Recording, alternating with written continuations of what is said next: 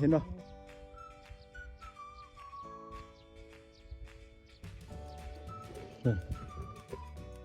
โอ้เดี๋ยวนำมัน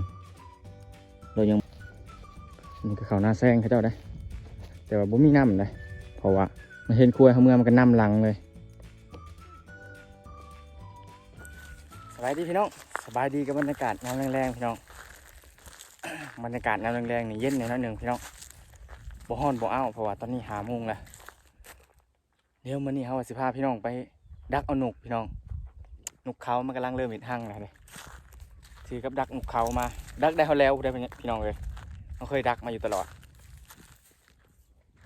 เอ้ยเพิ่นว่าเห็นบ่อนนั้นเขาดุดหน้าใหม่นี่แหละเห็นในช่อง3 มื้อเลยน่าสิมาดัก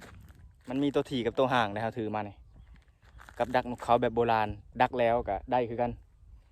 ถึกแล้วในติดตับเลยเขาเคยได้เท่านึงแล้วเขาห่างใส่ห่างมันมากับพี่อาย2 คนดักแล้วว่าสิไปหาคุยเลยพี่น้องเลยคุยยังบ่เห็นเนาะมันยังบ่มาอยู่คำเลยแล้วเห็นได้3 มื้อ4 มื้อเลยเขาก็ยังบ่ได้มาเนาะอันนี้ยินเพิ่นว่าเขาก็มาตอนแรงอยู่แหละสิมาตอนเพลนกับมันแดดโพดพี่น้องเขาก็เลยมาตอนค่ำเอา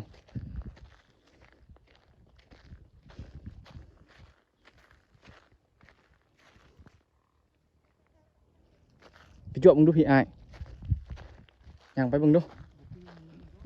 ฮะยังก็จักแล้วมันก็เตือนอยู่แล้วเล็กหน่อยจะเป็นนาเขาจะดุดใหม่ทำนี้มันเข่าหั่งเลยพี่น้องเลยมันกำลังเริ่มเข่าหั่งเลย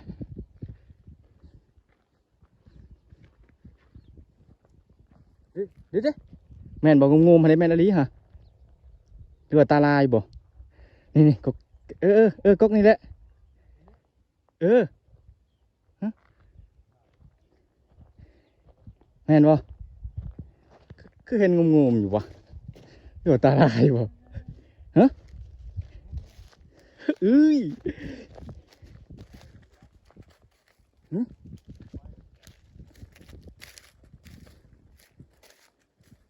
โอ้กกนี่อะไรพี่น้องกกนี่อะไรมันไปแล้วมันกำลังออกมันยังบกเขามันยังบกมืดปันใดฮะว้าสิบเห็นเป็นยังไง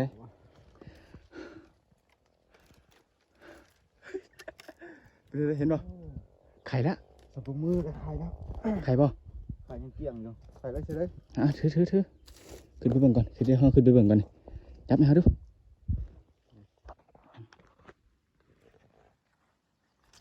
เดี๋ยวขึ้นไปเช็คก่อนทุกคนว่าพี่อ้ายเพิ่นบ่เคยนะ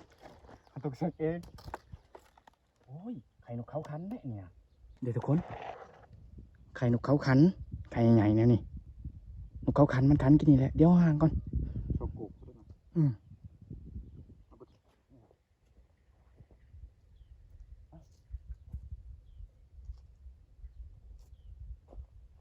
มายืนอยู่ก็ได้ครับผมต้องใช้มันจะออกทางนี้มันเป็นไรอะไรเขาแหลมมาจากฝุ่นมันก็ออกนี่แล้วบ่ได้มันเสียววนไปทางหนึ่งมันจะออกวนไปทางไหนมันออกทางนั้นได้ตู้ห่างวัดช่องตัวนั้นมันห่างตัวนั้นมันถี่ฉะนั้นมันจะเผาบ่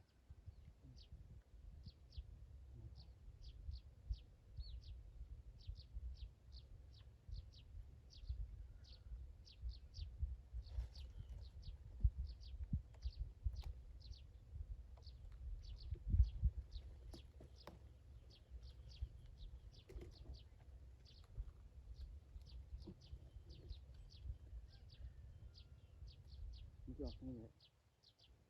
อ่อนบวกเสร็จเลยยืนเป๋แล้วนี่มันจะไปดูห่างป้าเมียนเลยบ่กลางคืนทำเอา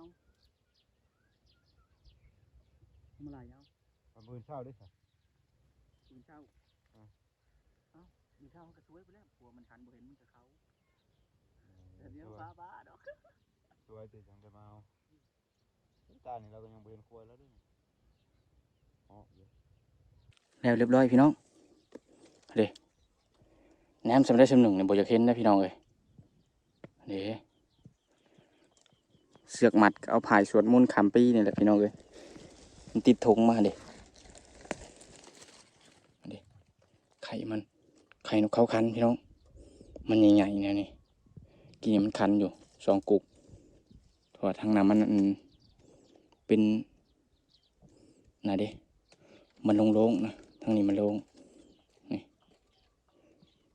ทางนี้มันโล่งเขาเลยห่างไปทางนี้ถ้านกเขามันบ่รักบ่หยังนี่เขา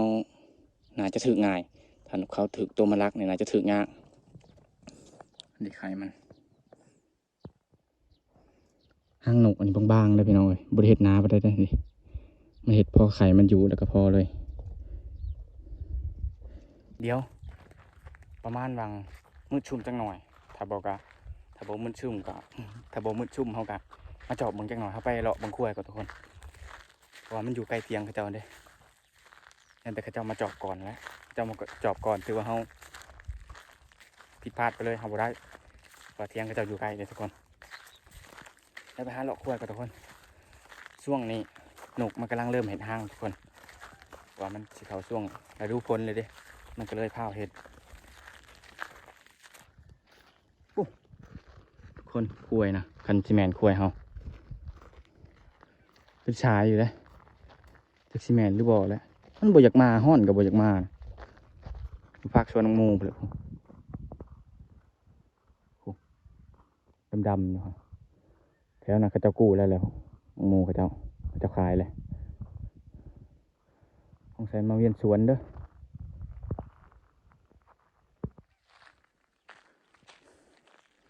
อย่างลัดไปนี่แหละเพราะว่าน้ำบ่มีเด้ตะกี้มีน้ำ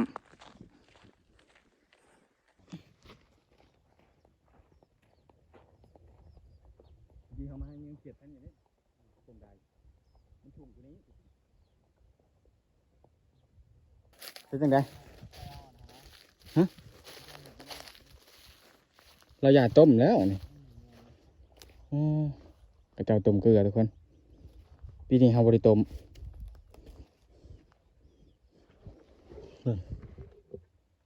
โอ้ได้น้ำมันเรายังบริเอาน้ำมันไปต้มได้นี่เราตองเลยเรียบร้อย2 บ่อเลยตัวนี้เราบริกองตัวนี้ขี้ทาตัวมันเศษได้นี่ตัวแบบเรากองเอาน้ำมาแล้วเริ่มแตกเขิบเลยปุ๊อันนี้จะเป็นควายบ้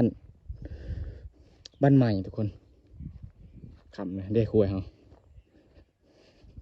เรียวโบแมนควายเขาเสร็จแล้วก็แนมมาคือสีโบแมนนี่แหละคำนั้นยังโบมือไงอยู่ได้นี่ในที่สุดก็เห็นทุกคนเอ้ยนี่มันมาโฮมกินหญ้านี่พอมันมีหญ้ามันสุ่มๆเลย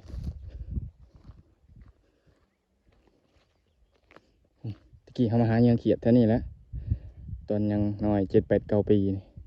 ม่วนนะที่ทุกคนเลยเพราะว่ามันชุ่มเลย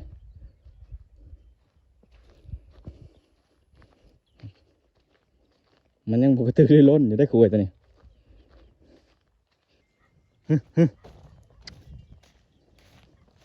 ท้องผ้างามมันนี่ตะแรงงามแรงๆตะเวนมันยังตกดินบุคักนี่ก็เขาหน้าแซงเขาเจ้าได้แต่ว่าบ่มีน้ำเลยเพราะว่าน้ำมันบกทุกคนเลยธรรมดาเนี่ยมันยาวกว่านี้เลยมันกั้นน้ำมันบ่มีน้ำแสดงมันถอกออกไปแล้วเพราะว่าเราเห็ดตะดนเด้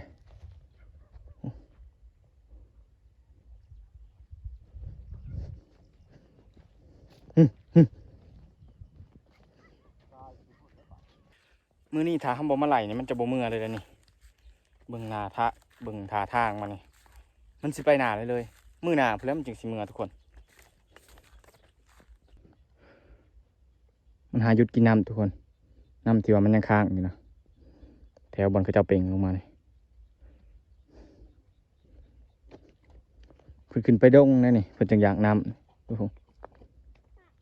มอถึกอันนั้นกัน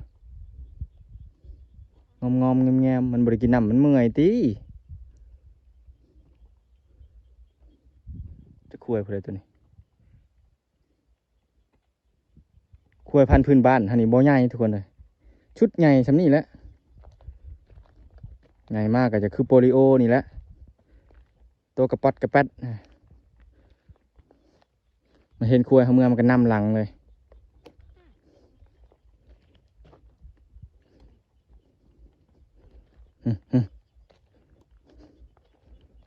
เดี๋ยวไล่มื้อเที่ยงก่อนทุกคน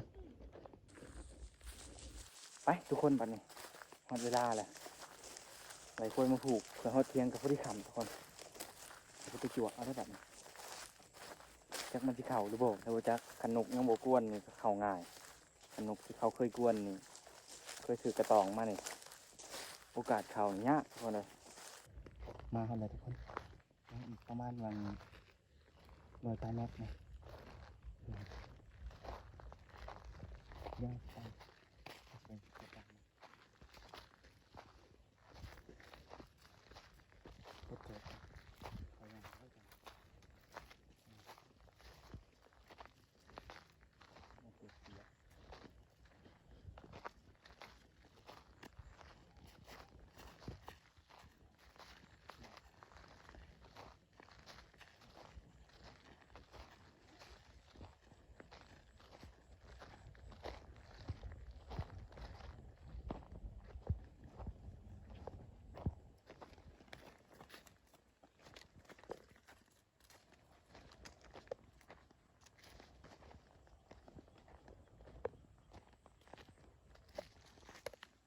เด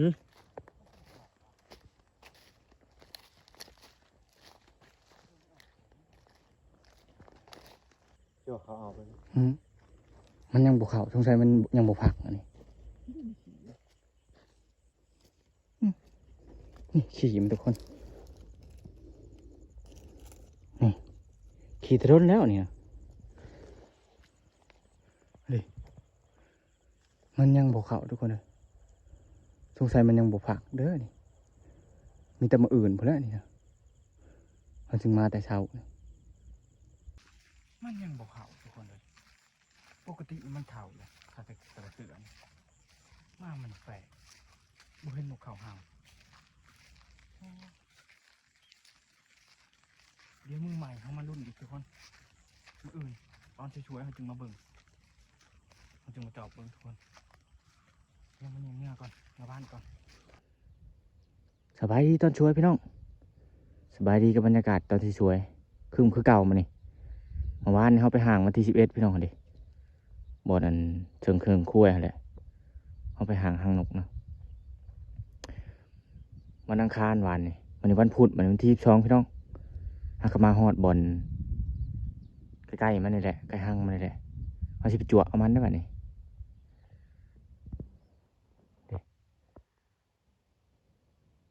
ถ้าได้บ่ได้ก็ถือว่าเก็บภาพบรรยากาศให้พี่น้องได้เบิ่งนำกันเนาะ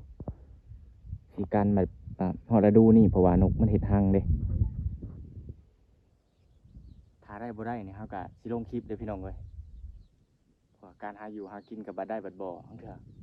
ถ้ามันได้เนี่ยเขาสิเอามาเลี้ยงไปต่อช่วงยามนามันบ่เข้าเด้ก็มันบ่ได้เคยปะห้างได้หนู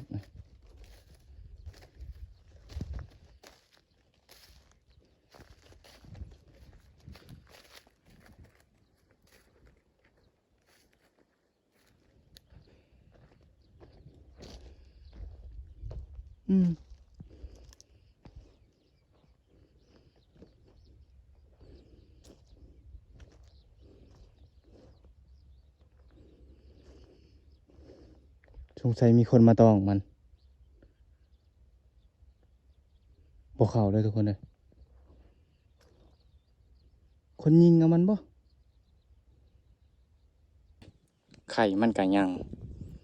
แต่ว่าไข่นี่เย็นเลยพี่น้องธรรมดานี่ไข่ดำๆนะนี่เริ่มดำนะนี่มันเริ่มผักเลยผู้ชายมีคนมากวนมันเด้อนี่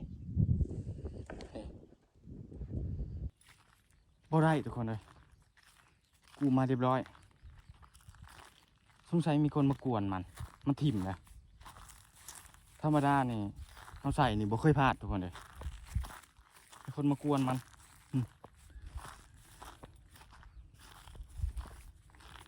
เขาใส่แต่ละเถื่อนี่โอ้ยติดตับเลยทุกคนมากลางคืนกับบ่เห็นบินมาตอนสวย8-9 โมง 10 โมงนกมันเริ่มข่าวห้างเลยก็บ่เห็นอีกทุกคนอ่ะเดี๋ยวพอกันโอกาสหน้าคลิปหน้าพอกันใหม่นะคลิปนี้ก็บ่ค่อยมานทุกคนว่าสิห่างไปเลี้ยงว่าสิเอาคักๆว่ากันกับพี่อ้ายคืนนี่ว่ะเผื่อถ่ายได้ก็ค้างไว้ค้างไว้เลี้ยงไว้สิเฮ็ดตุ่มใหญ่ๆ2 โตปล่อยเขาบอลเดียวกันเท่านั้นมาเบิ่งคนงานหรือบ่ได้ทุกคนได้ถือว่าเก็บภาพบรรยากาศมาให้ทุกคนได้เบิ่งได้ชมเนาะวิธีการดักนกแบบโบราณอันนี้นกตัวใหญ่ได้นี่มันเข้าคันกันนกเขาขี้กระตือนี่แหละทุกคนเลยถึงได้กะขอบใจทุกคนเนาะบ๊ายบายทุกคนคลิปหน้าโอ้ยเดี๋ยวมื้อหน้าเข้ามาหาเบิ่งห้างมันใหม่